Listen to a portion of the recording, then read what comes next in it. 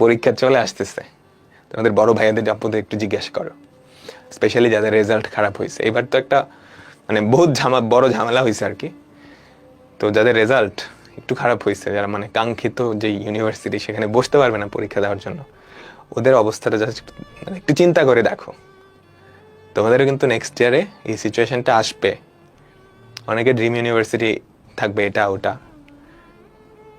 এরকম অ্যাক্সিডেন্ট যাতে না হয় যে তুমি পরীক্ষায় বসার মতোই মার্কস তুলতে পারো নাই। সবাই কিন্তু পরীক্ষায় বসতেও পারবে না, বুঝো কিন্তু।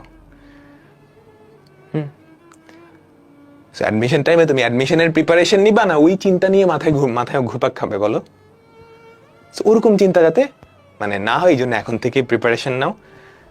এইচএসসি পরীক্ষাটা খুব ভালো করে দাও, তারপর অ্যাডমিশনের টাইম অ্যাডমিশন প্রিপারেশন ধুমায়। আর একাডেমিকে যা যা পড়াইতেছি অ্যাডমিশন আসলে এর বাইরে কিছু নাই। তোমরা ডিফারেন্সিয়েশন, ইনভার্স ট্রাইগোনোমেট্রি, আমি যা যা পড়াইছি ওর বাইরে অ্যাডমিশনে কিচ্ছু আসবে না।